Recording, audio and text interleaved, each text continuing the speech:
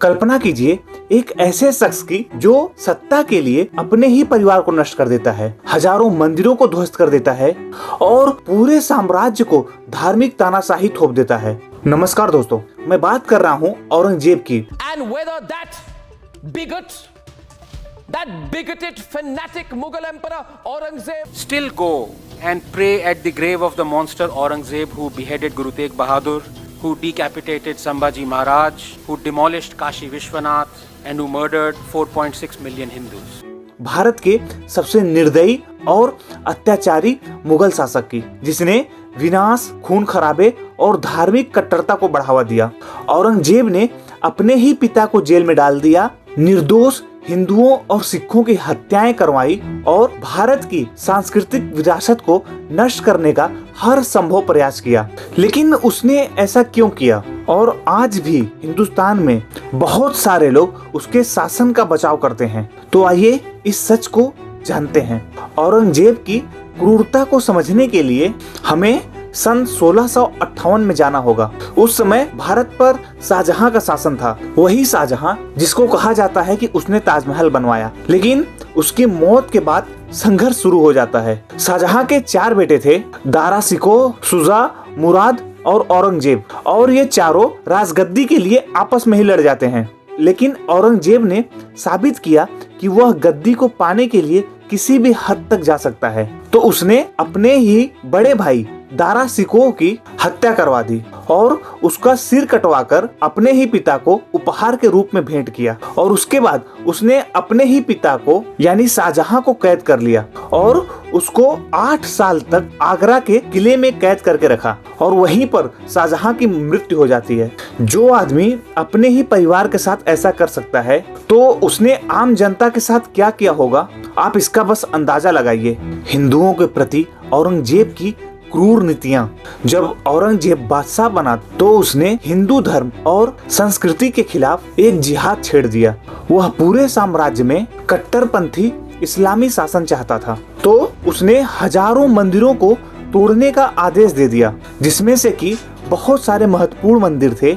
बनारस का काशी विश्वनाथ मंदिर, जिसको तोड़कर उसने ज्ञानवापी मस्जिद की स्थापना करवाई। मथुरा का केशव देव मंदिर, उसको भी ध्वस्त करके उसने वहां पर भी मस्जिद बनवाई। और गुजरात का सोमनाथ मंदिर, जिस पर औरंगजेब ने बार बार हमले करवाए, हिंदुओं पर जजिया टैक्स लगवाया। उसने हिंदुओं के जबरन धर्म परिवर्तन करवाए। हिंदुओं को मुसलमान बनाने के लिए उसने बहुत मजबूर किया और जो नहीं मानते थे उनको बहुत बुरी तरह से प्रताड़ित करता था। तो अगर आप सोचते हैं औरंगजेब की क्रूरता सिर्फ हिंदुओं तक सीमित थी तो आप गलत हैं।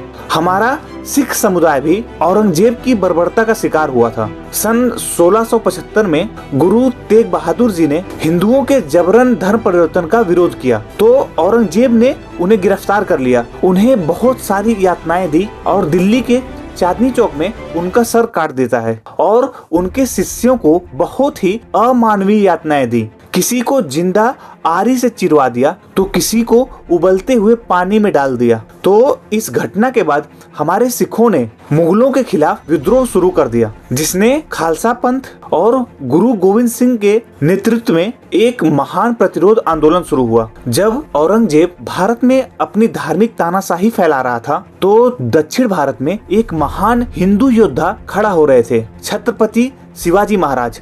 औरंगजेब ने उनको रोकने के लिए कई प्रयास किए, लेकिन छत्रपति शिवाजी महाराज ने उसकी हर एक चाल को नाकाम कर दिया। तो उसने छत्रपति शिवाजी महाराज को पकड़ने के लिए अपने दरबार में बुलाता है, लेकिन शिवाजी महाराज वहां से निकलने में भी सफल हो जाते हैं। तो इसके बाद मराठाओं और मुगलों के बीच एक बहुत बड़ा युद्ध शुरू हो जाता है। औरंगजेब ने अपनी जिंदगी के 25 वर्ष मराठाओं से लड़ने में बर्बाद कर दिए, लेकिन शिवाजी के बाद भी मराठाओं की शक्ति लगातार बढ़ती रही और आखिरकार मुगलों का अंत हो गया। इतना बड़ा साम्राज्य होने के बावजूद औरंगजेब एक गरीब और अकेले व्यक्ति की तरह सन 1707 में मर जाता है। उसका मुगल साम्राज्य पूरी तरह से बर्बाद हो गया और उसके मरने के कुछ ही सालों बाद मुगल शक्ति भी खत्म हो गई और फिर मराठाओं ने भारत का नियंत्रण अपने हाथ में लिया। तो आज भी हमें इतिहास से सीखने की जरूरत है। धार्मिक कट्टरता